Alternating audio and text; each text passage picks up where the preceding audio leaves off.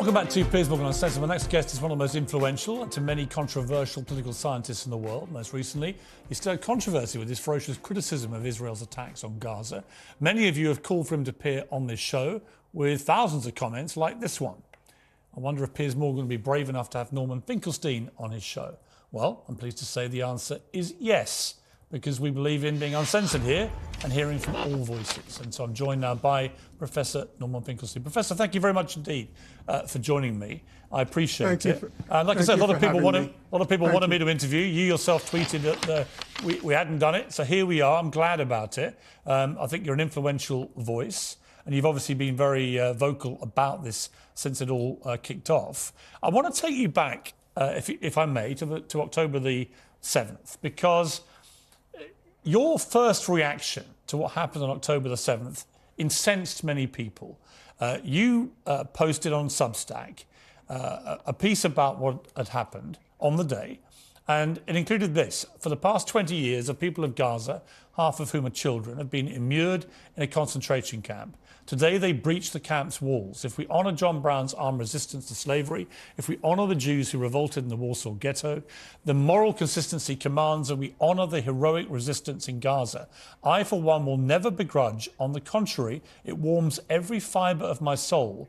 The scenes of Gaza's smiling children as their arrogant Jewish supremacist oppressors have finally been humbled. And you ended by saying, the stars above in heaven are looking kindly down. Glory, glory, hallelujah. The souls of Gaza go marching on. With the benefit of a few weeks now, do you regret the tone of that initial response to what happened? My initial response was to the initial news stories. You will recall, I'm sure, that initially what we were informed was that there was a breakout from Gaza concentration camp, that approximately 1,500 people had broken out, and that about 50 people, that was the initial number that was given, approximately 50 Israelis were killed. The number gradually grew, went from 50, a couple of days later it went to 100, and I'm sure you'll remember the number didn't reach 1,400 until about 10 days later. Initially, it was reasonable, it was reasonable to assume that people had been killed in a firefight, which was not the case, at least not fully the case. So my initial reaction was to the initial news stories. By the third or fourth day, I was clearly compelled to rethink my initial statements and try to make sense of what was clearly a moral quandary. And at that point, I revised not revised, but I considered my judgment on the basis of the new information that was available.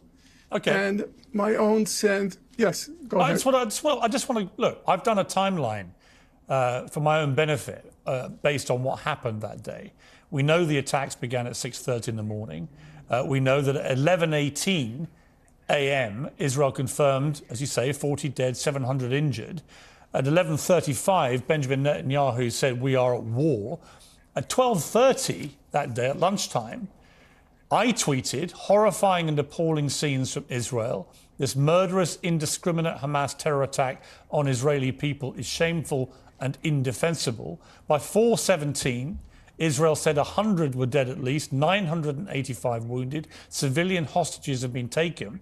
At 4 o'clock, a little later than that, around the same time, footage is released of the attack reporting that 3,000 bombs and firearms have been fired off by Hamas. Civilians have been killed, and so on. And yet at 6:30, and then again at 9:16, you were retweeting your initial Substack, and you then added at 9:16 that you felt the hostage situation was crocodile tears. So I would take issue with your statement that you thought it was only after 2 or 3 days that anyone had a clue about the scale of what had happened here. It was very obvious during that Saturday about the mounting scale of horror.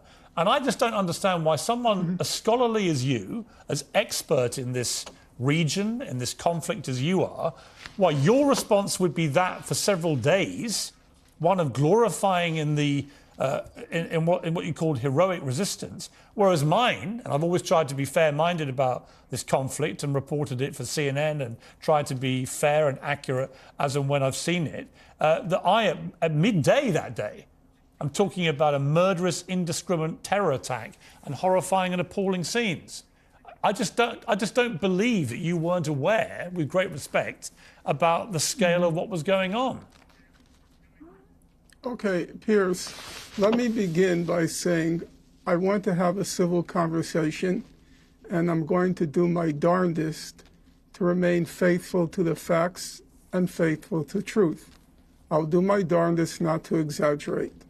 The first thing I have to say is I don't tweet. I've never been on Twitter.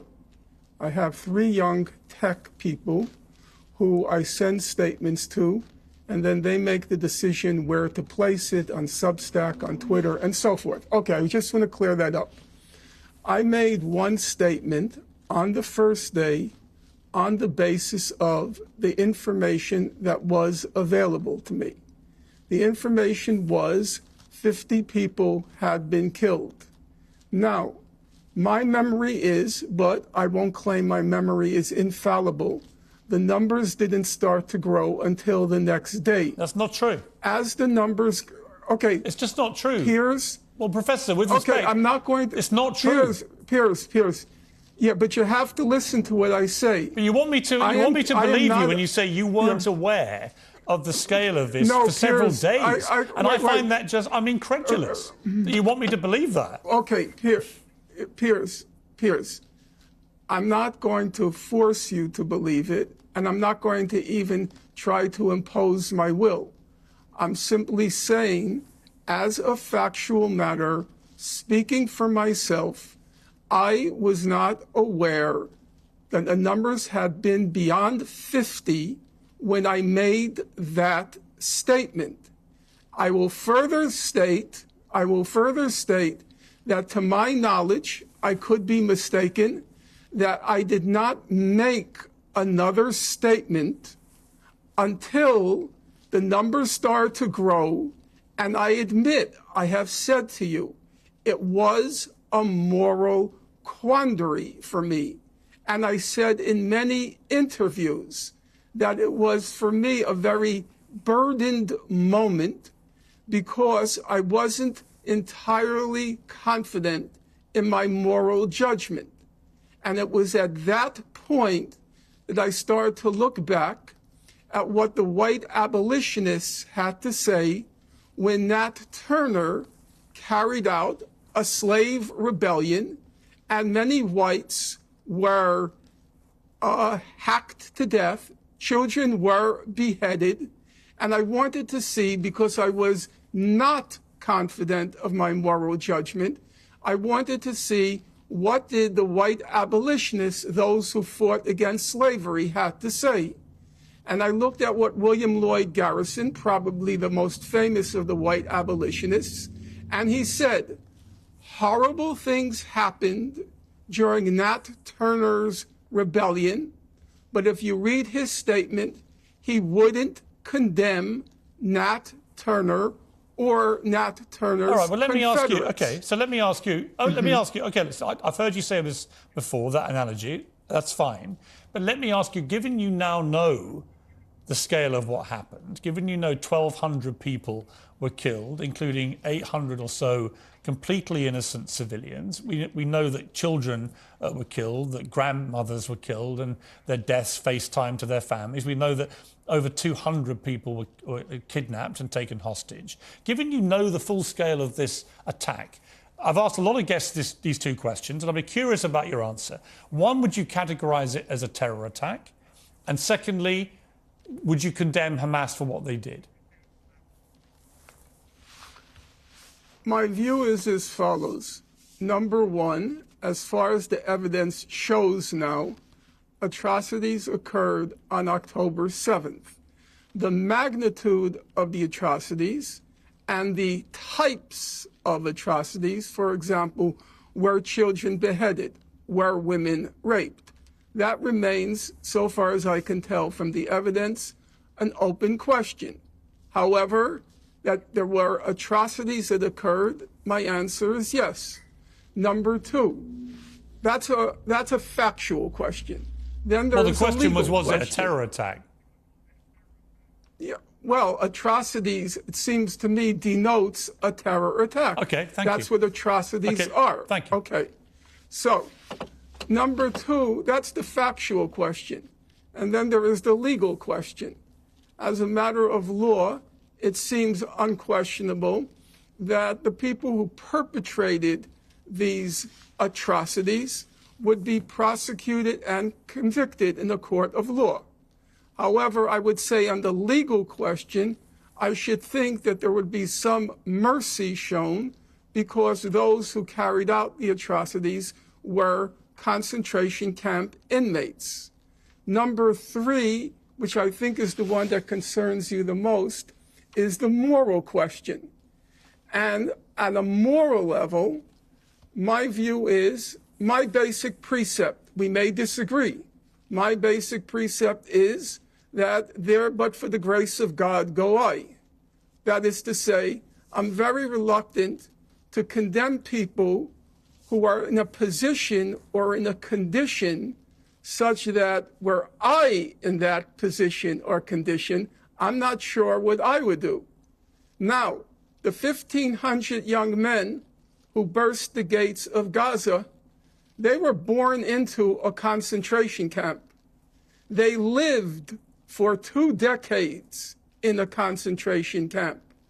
They had no past, they had no present, they had no future, they had no jobs. Half of them, according to humanitarian organizations, suffered from what's called severe food insecurity. And then on top of that, as I'm sure you know, Piers, because you keep up with the news, periodically Israel goes into Gaza and it mows the lawn. And you know what mows the lawn means. It means a high-tech massacre in Gaza. In 2008-9, Operation Cast Lead. 2012, Operation Pillar of Defense. 2014, Operation Protective Edge. And in each of these high-tech massacres visited on the people of Gaza, in some cases hundreds, in some cases thousands of Palestinians are killed. Okay, and let me ask you... In fact, just in Well, let me ask you on that point. In light of... And on that point, I've got one question about that. In that period... Yes. In that period, and by the way, I've been condemnatory of some of the things you've just talked about publicly. I've tweeted my condemnation of some of these things. And I've tried to shine a light on the plight of the Palestinians for many, many years. And I feel that the oppression of the Palestinian people for many decades has been absolutely outrageous. So on that, we can completely agree. But when it comes to what you're saying here, it seems to me what you're trying to paint is a picture of some kind of moral justification for what Hamas did. And that's where you lose me, because I don't see why there could be anyone who can see the scale of what Hamas did on October the 7th and not simply condemn it out of hand. You may also want to condemn some of the response by Israel. That's completely normal. I would say that there are serious question marks about the proportionality of what they've been doing. But if you can't start from a basic humanity position of saying what happened on October the 7th was a disgusting terror attack worthy of condemnation, then for me, I find it very hard to then respect anyone's demand for people to condemn Israel and their response. Piers, I'm trying to be candid with you. Number one, I appreciate your humanity. I do. I don't know you from Adam. I'm not a TV or a television or a social media kind of person. I'm a book person. I'm old-fashioned. However, I do recall that when that famous moment when Susan Boyle appeared on Britain's Got Talent, and I remember the camera turning to you, focusing on you. I could see it in my mind's eye. I saw your eyes narrow, and suddenly the humanity in you came up. Here is this obscure woman whose talent had gone unrecognized. And if I can speak to that same program, for me, the most poignant moment, the one I carry with me since that moment, was when Simon Cowell asked Susan Boyle, well, why haven't you been discovered yet? And she replied, because I haven't been given a chance. And that's how I feel about the people of Gaza. That's how I feel about those young men in Gaza. You ask me why I won't condemn them. Because those young men were born into a concentration camp. They were born into among the most dense populated places on God's earth. Half of the population of Gaza is children. 70% are refugees who were expelled from Israel in 1948 and their descendants. 70% of Gaza's youth have no jobs, no future, no nothing. They are Susan Boyle times 10,000, never given a chance. And as things looked the night before October 7th, when the question of Gaza was disappearing from the public stage, I will admit to you, Piers, I myself had given up on Gaza. In 2020, I decided it's hopeless, it's pointless, I only have a finite number of years left in my life, and it's time for me to move on. And I'll tell you, that was a wrenching decision on my part, because I knew I was abandoning the people who for 15 years I had devoted my life to chronicling every detail of the horror that had been inflicted on those people. And I gave up on them. Okay. And that meant if I gave up, they had no future, because I was the last chronicler. Okay, but what I would say, Gaza. All right, but what I have the only book but Professor, that's been written on this subject. Let me respond. I would respond by saying that what people in Israel would say, and what Jewish people would say, particularly who live in Israel, is that they were facing a constant barrage of rockets from Hamas, that Hamas won political power in 2005-06, that they were given a huge amount of money and could have done whatever they wanted with that money, but chose to pursue a path of effectively terrorizing the Israelis over that period. And the Israelis, you're right, they responded they have a far superior military, and they responded in the way that they did. And this cycle has been going on in repeat and repeat and repeat. But where you and I differ about this is that I think what happened on October the 7th was just on a different scale to anything we've seen, and the way it was carried out. And I just don't think saying that people who have been oppressed, which they undoubtedly were for many years, that justifies them committing that act of terror. But let's take a break. Let's come back after the break and discuss this more. Welcome back. I'm still with Professor Norman Finkelstein. Professor, just to round off what we've just been discussing, given that you wrote that Substack and you want me to believe, and OK, I'll take your word for it, that you were completely oblivious to the reality of what had happened here and the scale of it. But given you're not now oblivious to that, why have you not removed that Substack, given the language is so clearly offensive to people, and you based it, by your own words, on a false premise about what had happened? You know, Piers, that's a very good question. And this morning, when I was talking to some friends from the UK, I was warned you would ask that question. I'll honestly tell you, I never fear the truth. I don't. I feel the truth is a very powerful weapon on the side of the oppressed. I never fear it. Now, I'm going to give you the answer. Again, you can or can't disagree with me or believe me. I was tempted to remove it. I was tempted to, quote unquote, protect myself. I didn't remove it because I thought that's intellectually dishonest. I wrote that statement. It's part of the historical record. It's part of the documentary record.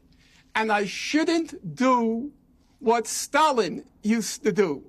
So when he published photographs of the Bolshevik Revolution, he would take Trotsky's picture out. Okay, but let me, and okay, that's let me, the okay. image. So you won't delete it. So that's the image that stuck to me. All right, you haven't got to delete it, but do you regret it? Do I regret what? Do you regret the contents of that Substack, given that you now know what really happened? Yes, if it can be misconstrued to mean that I wrote that with full knowledge of what happened, of course I regret it. Okay. However, it remains part of the record.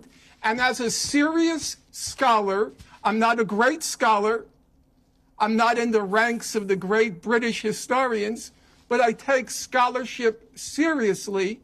I did not want to denature, to falsify, to misrepresent the documentary record. But let me ask you, Professor. All right, let me ask you. And I will leave it there. Okay, that's fair. Listen, that's your decision. You are the son of two people who survived the Holocaust, who were both in concentration camps. You're a Jewish man, and you know how incendiary that Substack has proven to be with Jewish people around the world, many of whom have felt this is the nearest thing to the Holocaust of World War II that they've endured. What your parents went through, being revisited on them in these kibbutzes on October the 7th. What do you feel about them? I mean, how would your parents have felt about you literally on the day that this happened, talking about heroic resistance, talking about that you will never begrudge the scenes, the stars in heaven are looking kindly down, glory, glory, the souls of Gaza go marching on. How would your parents have felt about that, coming out of concentration camps, surviving the Holocaust of World War II? Well, first of all, anything I write, I have my parents looking at the screen behind me over my shoulders, in a metaphorical sense. I am very conscious every moment of my existence. Every moment of my existence goes back to the martyrdom of my family.